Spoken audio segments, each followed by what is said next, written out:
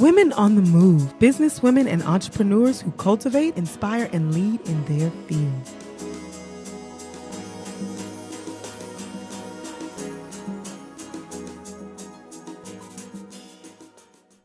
Hello, my love. Hey, Annie. How are you? I'm fine. How are you? I'm great. I'm so excited to be here with you conducting this interview.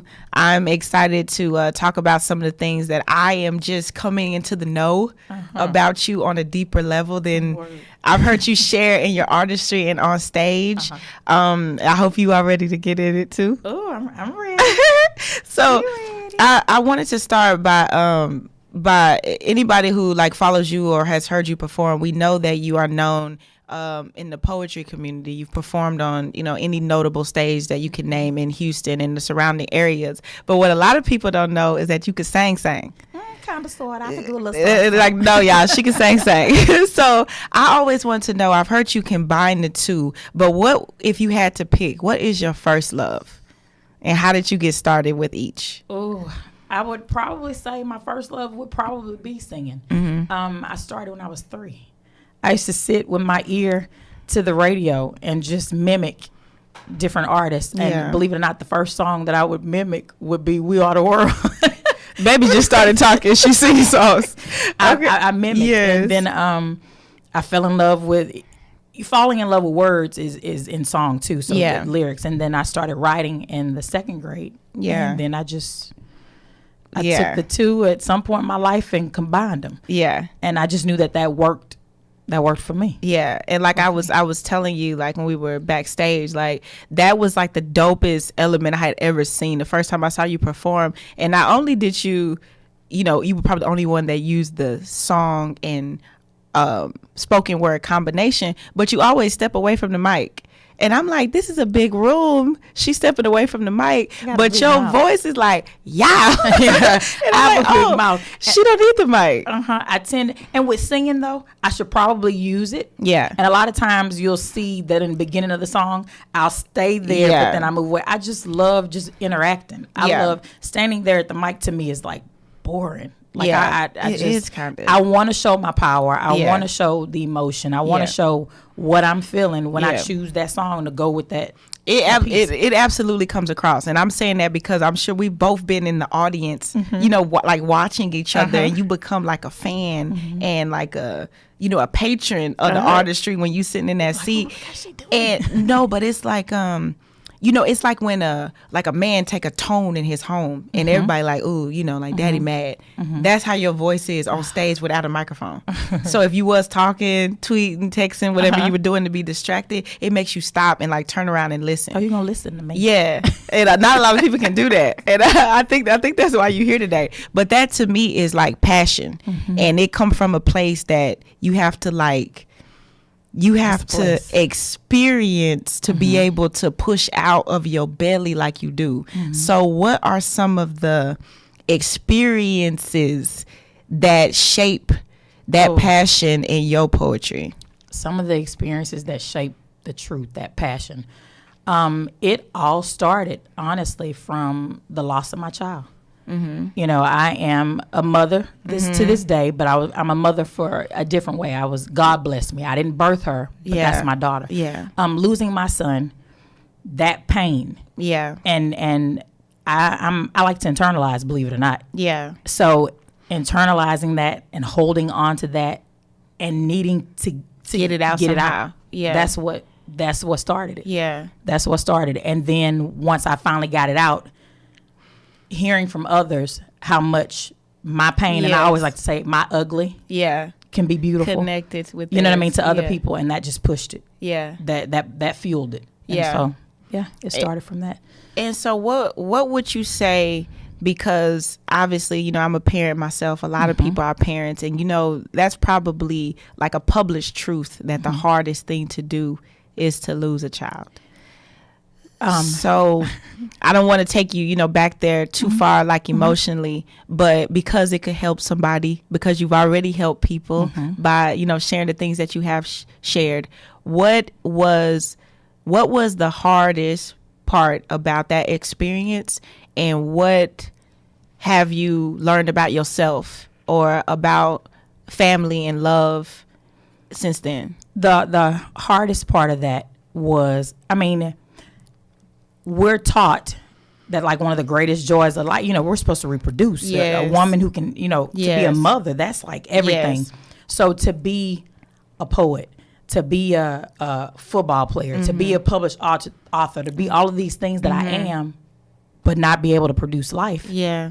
That's like, yeah, I'm not a woman. Yeah. You know what I mean? Yeah. And regardless of what people may think, that takes something from you. Yeah. So the hardest part for me was just going through and I never wanted children. Yeah. Never had the desire, never had the thought. But when you get that moment and it's taken away from you, it's like, okay, so the hardest thing for me was going through the excitement. Yeah. And feeling life and feeling all those things, and then going through delivery. Yeah. And when you go through delivery, you know that at that point, once this baby comes, then it's no more. Yeah. So that was the hardest thing. That was the hardest thing. Holding him in my arms, looking at all of his different features, seeing traces of myself, seeing traces of my husband, even though he was a pound. You could really see all of these things and watching. And I'm very private, believe it or not. I had everybody in the room. Yeah. I would always say, no, I don't want nobody in the room. Everyone was there. And just holding this baby and feeling the love. Yeah. It taught me that I'm stronger than what I thought I ever could. Yeah. And you know, if we as believers say that everything happens for a reason, and I know sometimes those reasons aren't like revealed in like a timely manner, but I could not, you know, read that in your bio, having known you for years and have never had a conversation with you about that. And as a mother, I can't fathom or like understand, but if all things work and everything happens for a reason, you're gonna be a blessing to somebody to be able to like share that. So, you know, thank you for letting me. He birthed the truth. Yeah, my son birthed the truth. Yeah, that's you know, that give you that reason. But I know it was something, because anybody that sees you is, you can't, like I told you about the poem I'm working on about what we feel like some elements of the poetry community are like. And one of the lines I say in there is like, I wasn't taught how to do poetry. Yeah, I didn't know what a stanza or a haiku was. Exactly. I was just putting my heart on paper or on stage, and then somebody said, "Oh, you just did free verse," and I was like, "Oh, cool." Yeah, they're like, "Okay, you know that," but I said, "You can't instruct this. Like this is a part of who you are. Yeah, this comes from the inside out. You can't you can't teach that in no classroom, and that's a gift. That's, you know, so dope to me. Another thing that a lot of people don't know about you is not only are you emotionally strong, but you're also physically strong. So so seeing you play football, and I play football like they do it, like we taking pictures because we looking cute. No, I play you ball. Like you like flagrant fouling, penalty playing football. Broken fingers. How did you get started in that, and what has kept you going as long as you have running people over on the football field? I'm retired now, but I powerlifted in high school. I've always been like weird and different, and I was a cheerleader. Poetry and powerlifting. Just different. I wanted to play in high school, but I'm from Beaumont, Texas, and they wasn't having it. Yeah, you know, it was like girl on football team. Yeah. So one day I was in the gym. I was actually 32. I was in the gym because I'm older now. I was 32. I was in the gym. They had over the radio that Houston now had a women's arena football team. Yeah. And I'm like, oh my God, I want to do it. Yeah. Because I wanted to do it like Dallas had the lingerie league. And I'm like, I want to play, but I had found out about that at 28, but Houston didn't have one. So listened to the radio, went to Facebook. Love Facebook. And I put, so Houston has a team. Wish I would have known. I would have tried out because it was already done. Yeah. Oh, okay. Put that on Facebook. A friend of a friend of a friend reached out. They lived next door to the owner. And it was like, if I can get you a tryout, will you go? Shut up. So I brought my 32-year-old behind out there and did what I did and became one of the first professional women's arena football team players. I played for the Houston Lady Oilers. It was professional. We got paid to play. I played for them for 2 years and then went on to another league where I played for the Texas Lady Jaguars and played for them for 2 years. And once we won the Super Bowl, I was out. Yeah. Because by then I was, 36? 6. Yeah. So I mean, like, we know what the injury rate is like in college and professional football. What is the injury rate like? Because another thing y'all don't know about the truth that I was joking with her about is I've seen her injured quite a bit as well.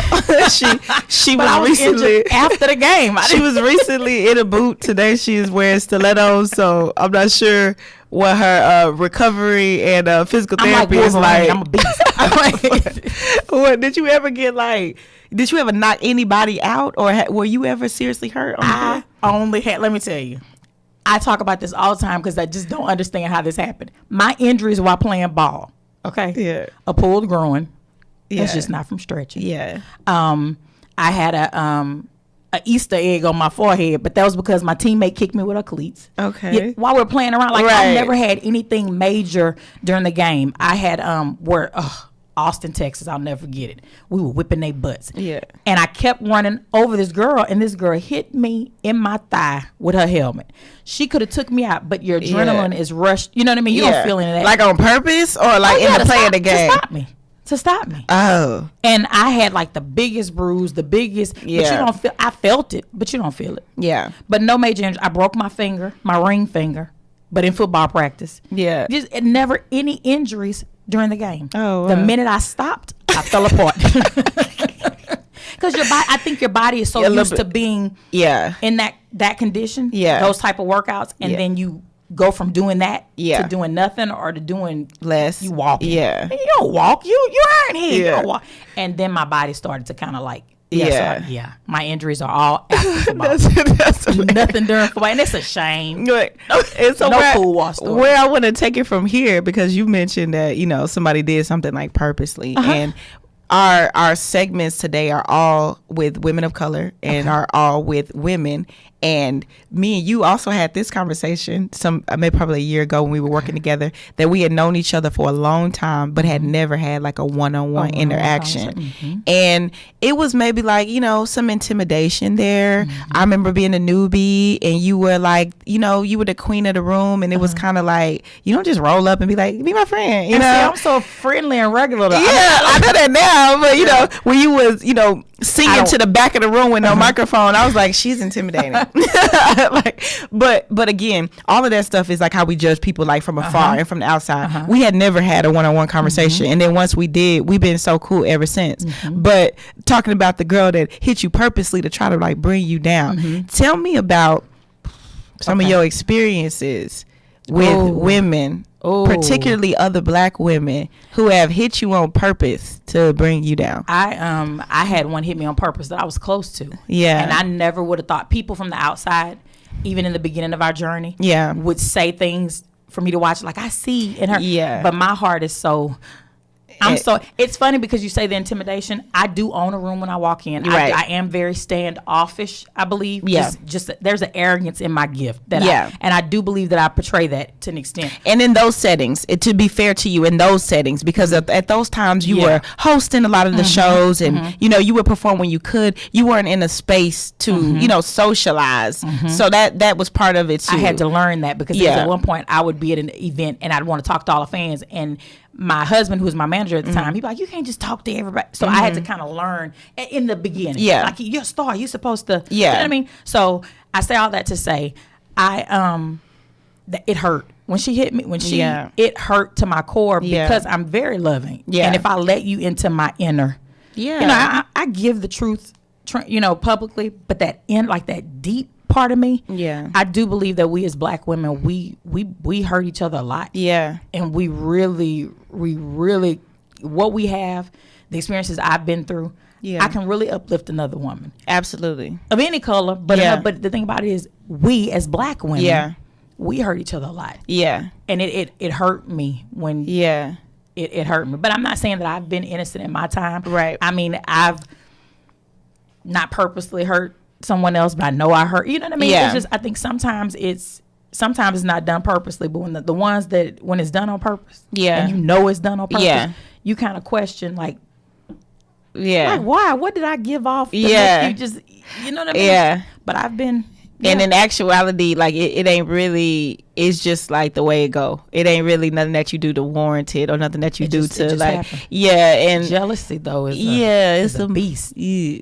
And what do you think? Because our personal situation, I guess, is a testament to that. It wasn't any beef. It wasn't that I didn't think I was talented. It wasn't that you had ever looked at me wrong or like vice versa. We had just never had a conversation. But it also you were beautiful. Let's just say you were beautiful.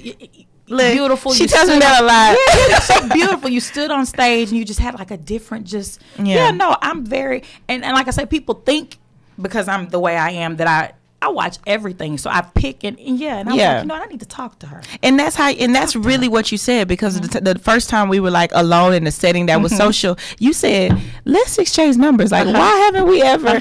And because and almost like a big sister kind of thing. Like, if you never said nothing, I was like, well, it's cool. We cordial. We've worked together for years. It's no big deal. But if it wasn't for your initiation as the more mature woman, to say, have you noticed that I've known you for 5 years? What's going on?